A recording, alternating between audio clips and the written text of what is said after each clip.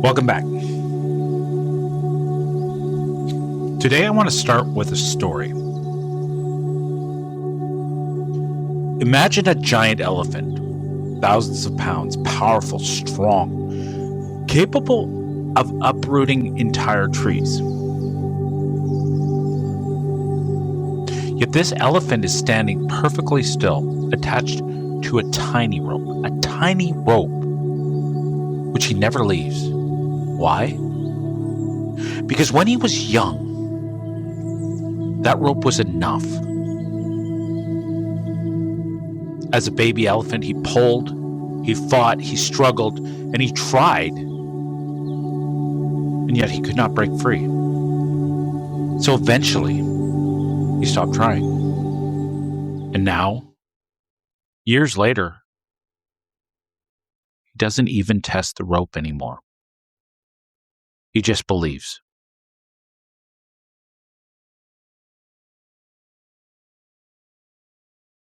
And I need you to hear me right now. How many of us are living exactly like that elephant? How many ropes are you obeying? Ropes that no longer have any power over you. How many limitations are simply old instructions? How many dreams did you quietly abandon because you decided that's not for people like me? Because that's what invisible fences are. They're not physical, they're psychological. They're inherited, they're practiced, they're accepted, and eventually they're obeyed.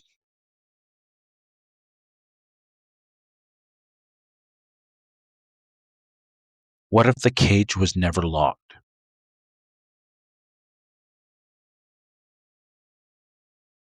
Again, what if the cage was never locked?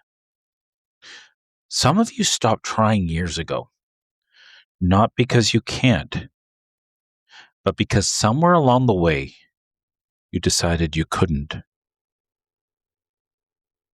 And today, today, we're going to question everything. And I mean everything. Because freedom begins there. Freedom begins with a question. What if everything you believed about your limitations is outdated information? I feel that. Really feel that. What if everything you believe about your limitations is outdated information? What if the person you become isn't actually who you are, but somebody you practice being? Because that's what this episode is about. Not becoming somebody new, because you don't need to be. You have all the pieces to be who you are. This episode is a bit about becoming who you've always been underneath the invisible fences.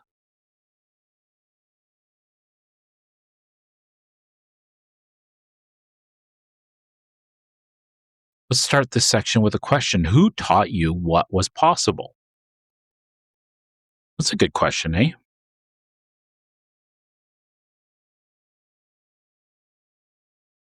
Who taught you what was possible? No, seriously. Who taught you? Because somebody did.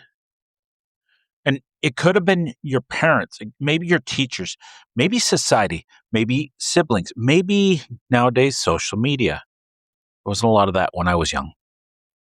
Maybe fear itself, maybe your inner critic. Somewhere, someone handed you a rule book and you accepted it.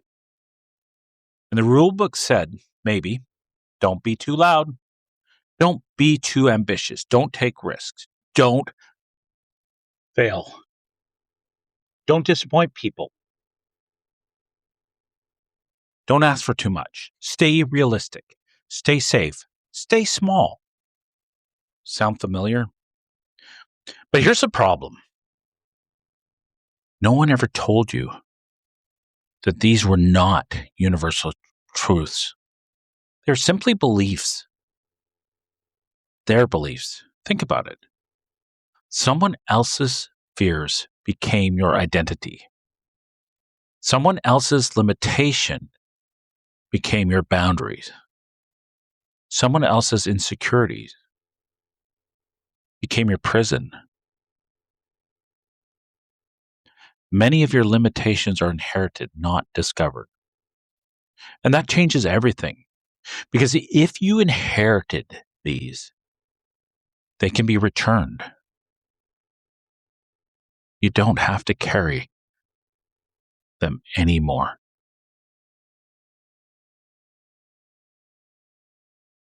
You know, a long time ago, I can't even remember where I heard this before.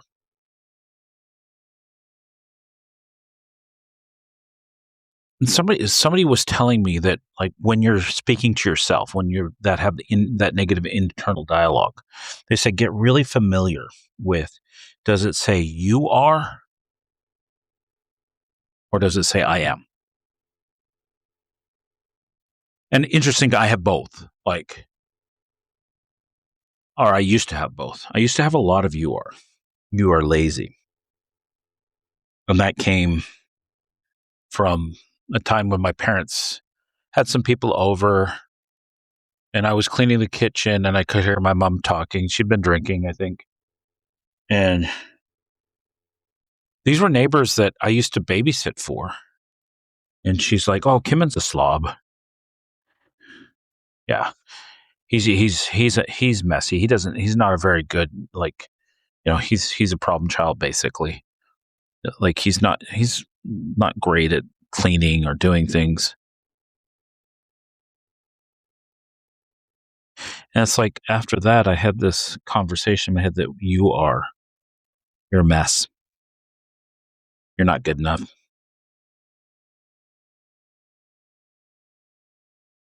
And it's funny, I worked so hard to try to make everything perfect that day, but like the damage was already done. I've also got things that say I am as well.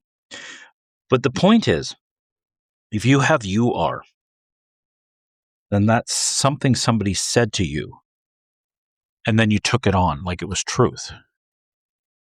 But you continued that little seed of information that you are. And if you have I am, it could have happened the same way, but you took it on in such a powerful way that it was a truth that you made up about yourself.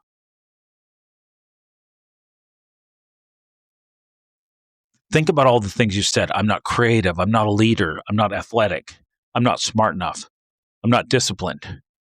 Who told you that? Where did it come from? Because children don't arrive believing they're inadequate. They learn from it. They learn it. And what is learned? It can be unlearned.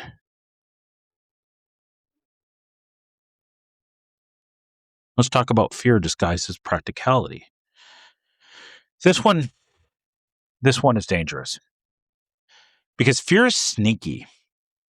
Fear rarely announces itself, not clearly. Fear doesn't say, "I'm fear." No, it says, "I'm being realistic." Fear says, "Now is not the right time." Fear says, "What if it doesn't work?" Fear says, "You should wait." Fear says, "You need one more certification." Fear says, "You need more experience." Fear says, "You should play it safe." Listen carefully. Sometimes practicality is fear wearing a business suit. Fear often disguises itself as responsibility. And just because it sounds intelligent, we trust it. Years go by, decades go by, and suddenly you wake up 40 years from now wondering, What if? What if I tried? What if I started? What if I trusted myself? What if I stopped listening? My friend, regret is more expensive, way more expensive than failure ever will be. In fact, far more expensive than failure. Failure teaches, regret haunts. Failure is temporary. A regret can become a lifetime sentence. And the truth is, you will regret the things you didn't do far more than you will ever regret the things you did.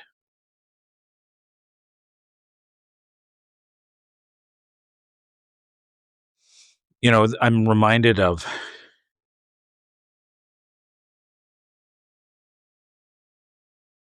when I ended up in the hospital and it was stress.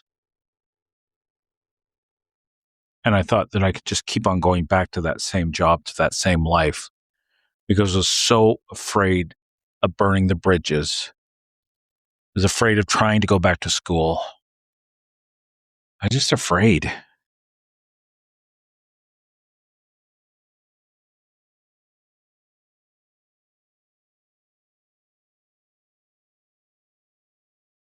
And yet, luckily, I didn't listen. And I went for it, and it was one of the smartest things I've ever done. The truth is, comfort zones become prison. Comfort isn't the enemy, but living there in comfort always forever is. Because comfort slowly shrinks your world, quietly, one decision at a time. You stop trying new things. You stop meeting people. You stop taking chances. There's no more dreams. You're not expanding. And you stop becoming. And then one day you don't recognize yourself anymore because your life got smaller, not because it shrank, but because your courage did. And here's the terrifying thing.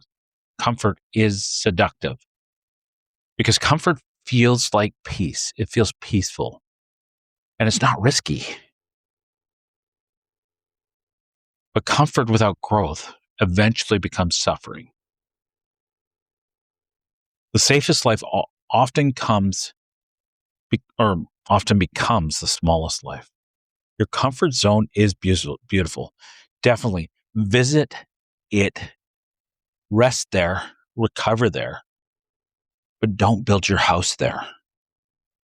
Because growth lives everywhere. Magic lives elsewhere. Purpose lives elsewhere. Your real life, it doesn't live in the comfort zone. It lives elsewhere. So think about it. Maybe it's time to give yourself permission. And literally, if you need it, I want to give you permission. Permission to outgrow people. Permission to evolve. Permission to change. Permission to disappoint expectations. Permission to begin again and again and again. Permission to dream bigger. In fact, bigger than you can accomplish. And then some. Permission to become unfamiliar to people who only know one version of you, the old version. Because, hey, growth is uncomfortable. Growth is messy. Growth is inconvenient. Growth confuses people. And that's okay. Your job isn't to remain understandable. It's not. Your job is to become yourself, the full version, the most amazing version of yourself. So you do not owe permanence to a version of yourself that you've outgrown. You do not owe permanence to a version of yourself that you have outgrown. Who are you becoming? Who is waiting underneath the invincible fences? Who have you been suppressing? Who have you been postponing? Just because they're waiting for you. And they have been waiting for a lot of years. But they're waiting on the other side of limitations that you've created for yourself or somebody's given to you and you've taken on. Either way, you have responsibility. You have power over this. You're not a victim of it. You're the one who created that. So you're the one who can uncreate it. Think about all the things that you've said you can't do. I used to have this conversation with people that are afraid to announce their big dreams. And it was called 2%. I did an episode of this. And somebody, maybe an athlete I'm working with, who can't actually verbalize that they would want to be somebody who qualified for the Olympics. And they think they think it's impossible. So what I do is I'd say, can you create a 2% chance that one day you'll be standing on the line at the Olympics? And they're sitting in this place of impossibility. They have this fence that they build for some reason that they can't declare that that's a possibility. And usually they go, oh yeah, well, 2%, that's not huge. So of course I can create a 2% chance. See, what you don't know is that if you really create a 2% chance of something being possible, something you thought was impossible, you created a 2% chance, doesn't mean you have you're 2% more likely. Literally, you've gone from impossible to possible. It's a quantum leap. What was once impossible now is possible. I don't care what the percentage is. People hit 2% all the time. Yeah, and it's like when I work with people, I used to work with a lot of people in chronic pain. And they would say this thing to me. They would say, I know I'm going to be in pain forever, but if you can just help me a little bit, I'd really appreciate it. And I would point at the door and I'd say, crack that door just a little, that it's possible that one day that pain won't be there. I don't need you to believe me, and I can't promise you anything, but crack the door that is possible. And if they can actually crack that door, then they've decimated that fence, because the fence is a definite. It's 100%. But when you tear that fence down, then it's not impossible anymore. So I guess it's time to close this out. So take a deep breath with me and ask yourself 3 questions. First off, who taught me what was possible or impossible? Second, which rules no longer serve me? Which are the rules? Where do you need to create 2%? Or where do you need to crack the door? And what would I attempt if failure was not attached to my identity? And pause for a second, sit with those. Then remember this. Your limitations may be old instructions, not present realities. Or this, freedom begins the moment you question what you've accepted as a truth.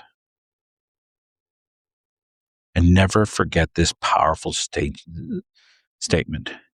Maybe the cage was never locked. Think about cracking the door just a little. That is possible that one day Think about creating a 2% chance that you will stand on the line of the dream that you think is impossible right now. The truth is you're stronger than you think. You are incredibly bigger than your fear. And the truth is, fear is a mile wide, but it's only an inch deep. And the truth is, when you stand on the edge of fear, it seems completely insurmountable. But it's only when you step into fear that you can see how shallow it is. You are more capable than your past, and you are not stuck. You're just conditioned. And conditioning can be changed. Today, question the fence. Tomorrow, step over it. And one day you look back and realize there was never a prison at all. Only a story, only a habit, only an old instruction. And now you're free. Your inner critic sometimes is driving the bus. And it can't take you to possibility. It can't take you to new heights. It can't take you to success. It can't take you to achievement. So maybe it's time to start building your inner advocate and getting the inner critic to move aside. And it's time for you to drive. Keep challenging your beliefs. Keep on knocking down the fences. And keep on building your own inner advocate. And I'll see you in the next episode. Thank you for listening to this episode of Your Inner Advocate, a podcast by Kimen Peterson, formerly Conversations with Kimen. If you found value in today's episode, please follow, like, and share the podcast with someone who you think may benefit from it. You can listen on Apple Podcasts, Spotify, Podbean, and connect on Instagram at your_inner_advocate. Until next time, keep listening to and developing your inner advocate.